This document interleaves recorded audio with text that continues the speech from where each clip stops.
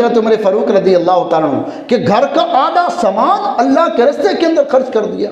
آدھا سامان بڑا معنی رکھتا ہے, بہت بڑا معنی رکھتا ہے. آج اللہ میں کہہ رہا ہے کہ زکوٰۃ نکالو, 100 میں سے 2.5 روپے دو, 40واں حصہ دو, 39 حصے گھر رکھو, 40واں حصہ اللہ کی راہ میں دو. اوہ یہ تو ٹیکس ہے, بڑی بڑی رقم بن جانی. عمر فاروق آدھا مال 2 حصے کیے, 40 حصے نہیں, 4 نہیں, 8 نہیں, 10 نہیں, 2 حصے کیے. ایک حصہ گھر والوں کے لیے, ایک حصہ اللہ کے راستے میں. پورا آدھا مال اللہ کے راستے میں خرچ کر دیا. یا رسول اللہ آدھا مال اللہ کے راستے میں خرچ کر دیا. اللہ کے نبی خوش ہوئے, آپ نے دعائیں عطا فرمائیں. تھوڑی دیر کے بعد صدیق اکبر رضی اللہ تعالیٰ عنہ آپ حاضر ہوئے. اللہ کے نبی نے پوچھا, اے صدیق اللہ کے راستے میں کیا خرچ کیا؟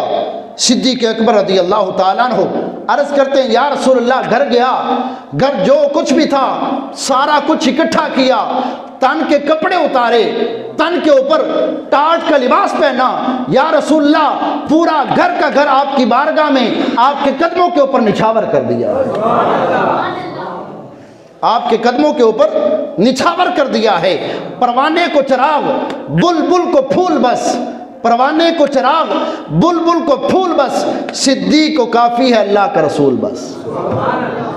یا رسول اللہ سب کچھ آپ کی ذات پر قربان کر دیا ہے. عمر فاروق رضی اللہ تعالیٰ عنہ آپ کھڑے ہوئے, آپ نے عرض کی, اے ابو بکر صدیق رضی اللہ تعالیٰ عنہ, میں نے ہمیشہ کوشش کی ہے میں آپ سے بڑھ کر اللہ کے راستے میں خرچ کروں, آپ سے بڑی نیکی کروں, لیکن مجھے محسوس ہوتا ہے قیامت آ جائے گی لیکن نیکی کے اندر آپ سے بڑھ نہیں سکتا.